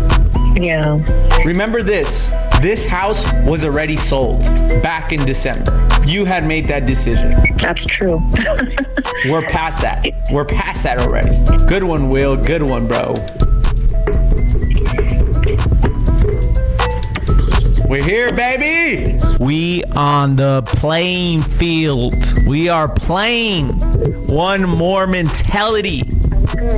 It's not that I don't have enough information that you've given me, but maybe I need to get more information from the attorney as far as what is it that they're going to charge me? Because what if they end up charging me more than $135,000? Well, that's not. So if you're telling me the loan was, let me see if I could pull this information up. Let me get the information from you. See, I'll get all the information. Well, see, here's the issue that I'm having with this organization. Okay, tell me. See, now I feel like I'm getting more information. Yeah, this is more on their end. I mean, I don't even know what's going on. Okay, so first of all, I think this finance company is shady. Oh, welcome to America. All the banks are shady. Well, no, but this company is like legit shady. Like they did something wrong, because they could have foreclosed on me like a year ago and they haven't. So that tells me that they did something wrong on their end and they don't have the legal authority to foreclose on me. That's my thought. So I'll tell you right now, if there is a deed, so if there is a note filed, they can foreclose on you. But according to the note that I see right here, is you had told me you were at a 5%. It's showing me that you're at a 6.48%. And then I'm gonna go back, and That might be right. So that might be right. So that that's a whole 1.5% higher, which increases my payment that much more. So going back to this is now for myself, it puts me in an even tighter position. And I want to make that clear because my payments are even higher now. So if I'm going to be forking out $20,000, it just kind of puts me in a tight position. However, based on everything I've told you, I am a man of my word. I'm still willing to do something today. But going back to what I was telling you is, at the end of the day, they're still the lender. Yeah. So there is a note showing. Yes, ma'am. Okay. That's what I wasn't sure because, like I said, they didn't do a lot of stuff. So I wasn't sure if they're an asset-based lender. They're an asset-based lender? Yes, ma'am. So they lend based on the asset. That's weird. It's pretty typical in the real estate space. I lend money as well too on asset based on the assets. No, but that's what I mean is that, so then why did they recall the loan if it was asset-based? Well, probably because they went to go inspect the property or something. They didn't like something that they saw on the property, what I would think it would be is the extension, the addition, because originally this house was 1270. So there's so many things that play into this when it comes to like the lending side. Yeah. Okay, well, I don't know. That being said, so I guess my options are bankruptcy, to go through with one of these deals, or to try to refinance on my own. I could refinance you. That's not a problem, but I'll tell you right now, your payment's going to be a lot much higher. What kind of rate could you get me if I decide I want to refinance? This would be your homestead? Yeah, it would probably be like a 12.5%. 12.5%? Why so high?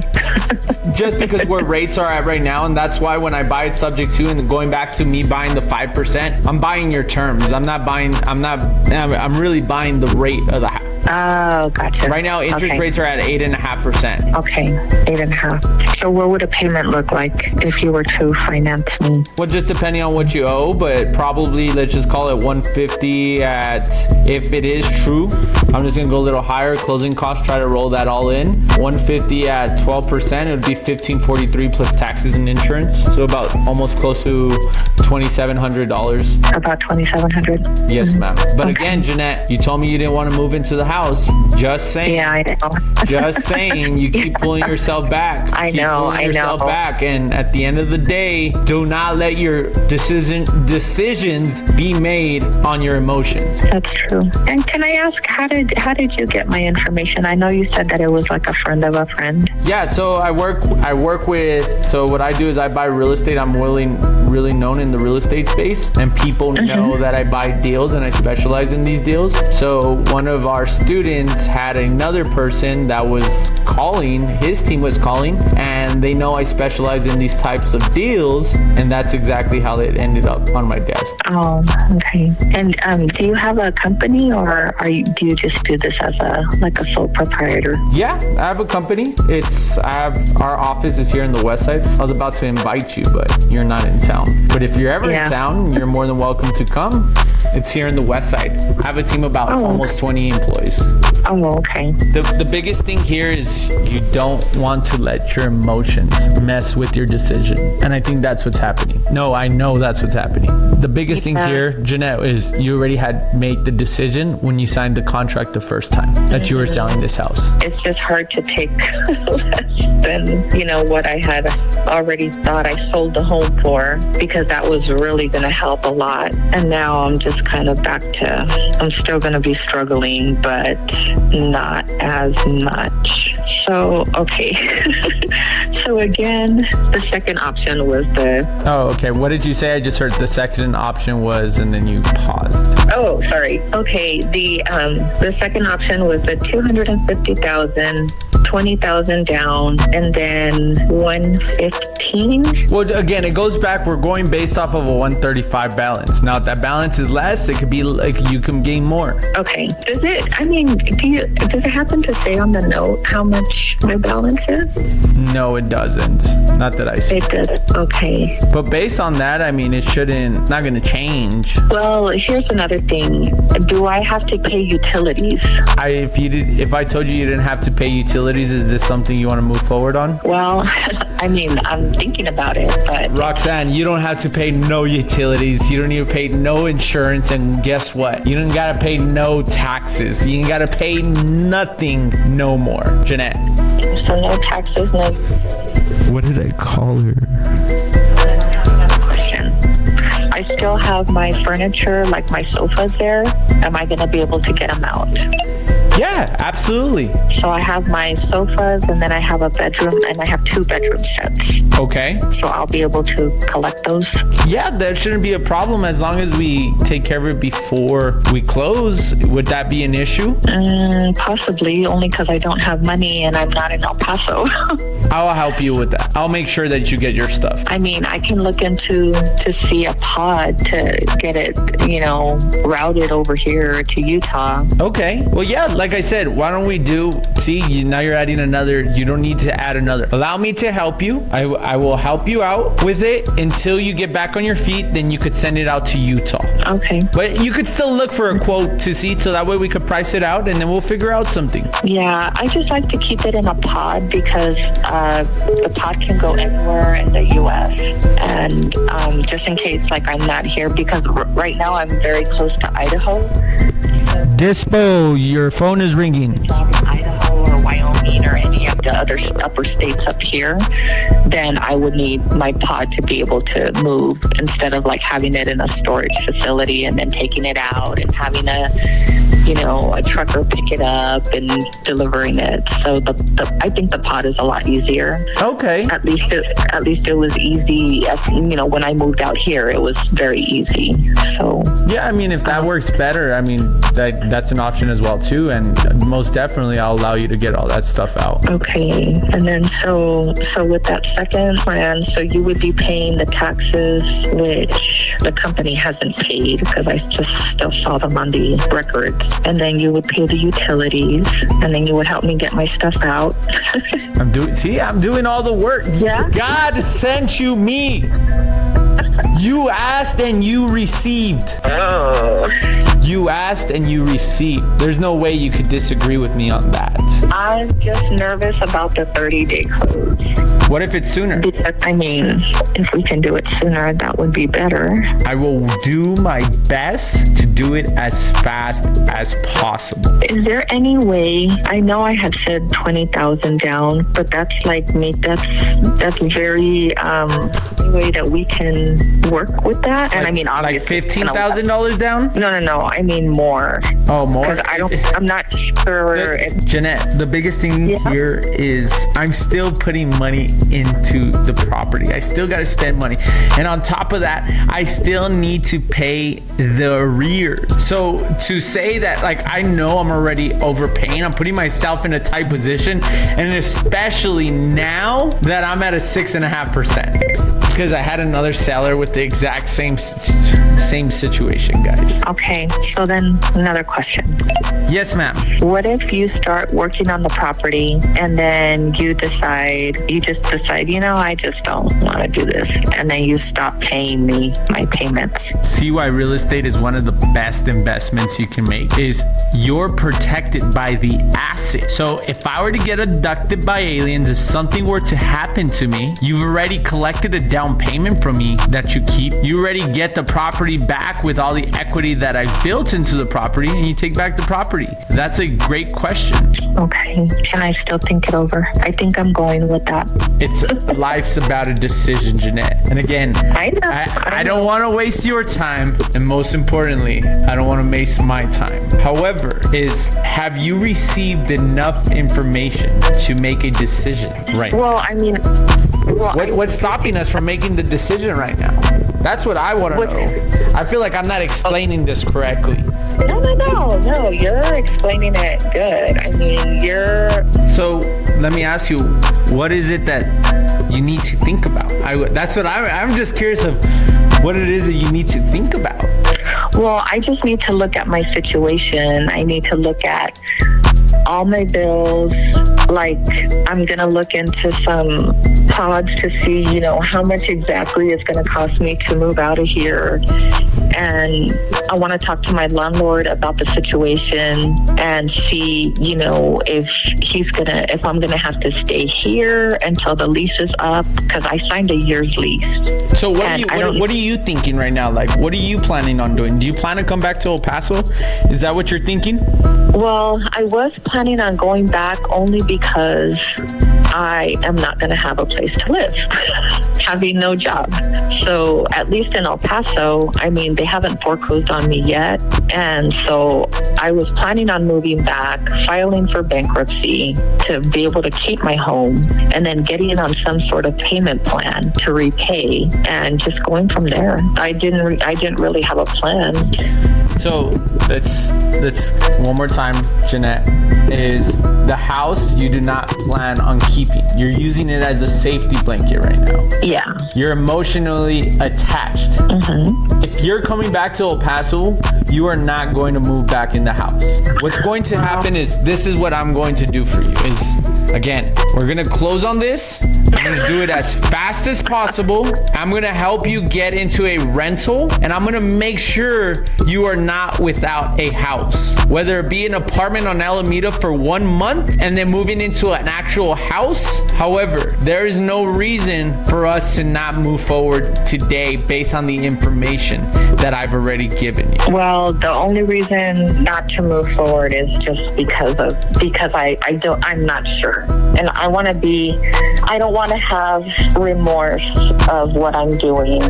So I just want to make sure. Well, you remember, you had already sold this house. This house was already sold. You made a decision twice. You willingly put this house on the market wanting to sell it. Yeah, well, not willingly, but it was kind of like I had to. And guess you still need to. That's the thing, you still need to. And I know based off of this conversation, this house is too big for you. Yeah. It's way too big for you. It just doesn't make sense. The maintenance, the upkeep. You want a 2024 standard house, you're better off going to pay $1,800 for a new build. A smaller house, and especially if it's just going to be you. A house out in Socorro, a house out like in the Horizon area. There's new builds over there that I know I could help you get into. Oh my gosh. I just don't like making rash decisions, and I feel like I promise you this isn't a rash decision. I promise you, because you've already been here. You've already thought about selling. You're behind on the mortgage. Yeah. You need the money. You need to get ahead. Even though you're saying, Chris, this isn't going to get me ahead. This is going to make you get ahead. I know it. Chris, how do you know? You need the money. You need and again, I could sit here and tell you, let me go with the cash offer. You're gonna make 50 grand right now. It's the best. It's not. You're leaving money on the table. Now, if I were in your situation, if this were me, I would figure this out and I would go for the higher one and I would figure it out. However, that's me, just probably the maleness in me, like the manly in me, like I'm gonna do whatever it takes. Now I understand for you, you sound like you're very independent. You sound like a strong woman. You sound like you like to, excuse my language, but you like to figure shit out, which is awesome. Yeah, which is awesome. And that's exactly what you're doing right now. So we look at the middle option. It allows you to get ahead and it allows you to make money. And this is just the reality of it. And I'm gonna be honest with you, it's the pill that we don't want to swallow, but I'm telling you, it's happening to you. And you said you've been praying to God. God put me in front. I'm a big believer in energy. I am here for a reason, and I'm gonna make sure that I am able to help you. So going back to us making a decision, have you heard enough information to make a decision? Oh my goodness. I have heard enough. Jeanette, what's your email address? It's Jeanette Sims at yahoo.com. Can you spell it for me, please? Yeah, it's JeanetteSims. So Sims, SIMS at yahoo.com. What I'm going to do now is, again, just so we're on the same page. Do I have you right here? Are you listening? Yep. Awesome. I want you to smile for me first. Okay. Can I laugh? You can laugh, smile. Can I nervous laugh? Nervous laugh. You can just smile. I need a smile on your face. You need to attract those positive vibes. First and foremost, you got to get rid of any negative thought in your mind. Let it go. Because I can guarantee you that the minute that you change your mindset, everything will start falling into place exactly how you need it to. True. So change your mindset. I believe you 100%. Now you got to believe yourself. Yeah. Yes, I do. You got this, girl. So what I'm going to do is, you want to go with the second option. Yes, once I make my final confirmation. What are we waiting for that final confirmation? Tell me, talk to me. The pod? Is that what it is? The what? The pod? No, not the pod. Just the length of time. The time. Like, so, you know what I mean? So you want a faster time crunch. Is that what you want? If that's possible, yes. I'm going to put 21 days on the contract. 7, 14, 21. That is the 11th, March 11th. Okay, but what if, are you going to back out? I am not going to waste your time. I am not going to, most importantly, waste my time. I want to let you know that I am serious about this, and I am invested into this already. Since I picked up the phone, I am invested into this deal, and I want to let you know, I told you from the beginning that if I can help you, I will help you. That I am going to be the buyer on this. Now, when you're asking me for more money, I'm going to tell you, no, I cannot do that. However, this is why we still go through a title company. I typically say 30 days just based on how fast the reinstatement letter comes in. So again, what's going to happen is right now that I'm going to send you over this contract is this is going to get sent to the title company. Now, once the title company gets back a title commitment, which I'm hoping should be about 7 business days is what it takes. I'm hoping from the 27th, we're going to order the reinstatement letter. The reinstatement letter is what's going to tell us exactly where we're at. Now, once we do that, I will reinstate the loan, and that day when we'll be closing. Do I need to go to El Paso to close to sign? No, ma'am. So we can do a mobile notary. Even though Texas law is so weird. So I wouldn't have to sign like at an attorney's office or anything like that? No, you would need to sign in front of a mobile notary. So what would happen is they'll email you the docs. Mm-hmm. And then once they email you the docs, you'll print them, and then you'll go sign in front of a mobile notary. Look at that guy's comment. And then did we determine how much my payments were going to be? Because it was $115, right? So then what are my monthly payments going to be? So again, just so I can, absolutely. Just so I can budget. So it really just comes back down to what that payoff is, because if that payoff's less, then your payments are going to be more. And if your payments are more, or if you owe more, your payments are going to be less. That's kind of just a ballpark figure of where we were at. And then did we say how long are you going to be able to, or how long are you going to make these payments? Like how long? Until I refinance. So it could be a couple of years. It could be a year. It could be 2 years. It could be 3 years. Okay. Is that going to be on the contract? Like when is the latest that you can, just so that that my money's not, or my ideally what we could do is we could put on the contract, so it's just an open contract, meaning I could pay it off whenever. But then can you put like something like not longer than like 5 years or 3 years? Yeah, what we could do is we could do a 7-year balloon. That's what it's called, a balloon. So meaning I have to refinance within 7 years. That's not a problem. Now, is it going to take 7 years? No, it's not going to take 7 years. However, that's just something to make you feel comfortable. Because if it goes past those 7 years, you could take back the property. Okay, yeah, that would work if we can put something like that in the contract. Okay, sounds good. So what I'm gonna do is I'm gonna place you on a brief hold. I'm gonna have my transaction coordinator type up everything. I'm gonna email it to her real quick. And is there any questions you might have right now? Let's see. I'm still not 100% sure. Oh gosh. Oh my goodness. But you're right. I already had in my mind that I sold the house in December.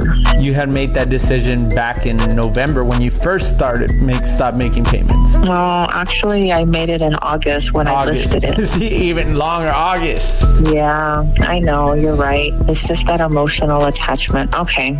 All right. Sounds good. So what I'm going to do is I'm going to place you on a brief hold. Give me a couple of minutes and I will be right with you, okay? Okay. Shebang, shebang. All right, somebody put in the comments, and I just want to address this real quick. It says, religion as leverage is what is closing the deal. It's very real. That's why it can be used so well in a sale, because the start of a sale relating to the opposing individual. I'm blind, so I can't read. So anyways, what I want to make something very clear. I don't care what religion you believe in. And this is like rabbit hole, and I'm not going to do it, but I just want to address this. Is whatever God you believe in, you have to understand that there is a higher power. People need guidance. This lady is saying that she's been praying to God. I know I am the solution. I just offered her something that no one's offered her. She is in a position where she needs help. So what am I going to do? I am going to tell her the facts behind it. I'm going to tell her she's been praying to God. She's been asking for a blessing. Guess what? I am right in front of her. I am going to do whatever I can to help her. So whether you call it leveraging religion or whatever you want to call it, it's like you've been asking, and I appeared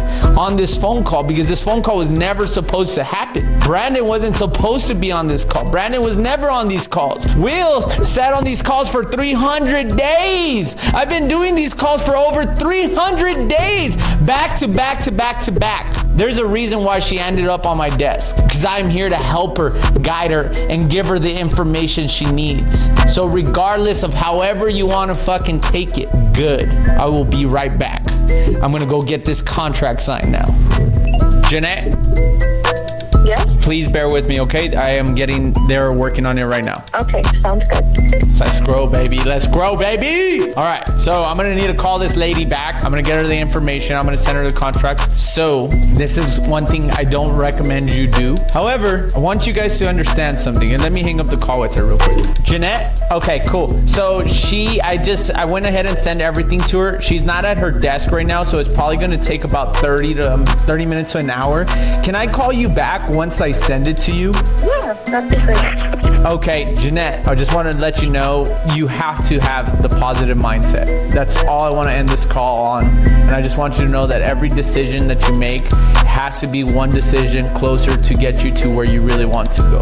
At the end of the day, you're in good hands, and I want to make that very clear. If there's anything that I can do or any of my resources can do for you, please just know I am here to help you in whichever way I can. Well, I appreciate that. And I was just going to ask, is this a good contact number for you? This is my personal cell phone number. Okay, awesome. Just wanted to make sure it wasn't like an office phone or something like that. No, ma'am. I called you from my personal cell phone number.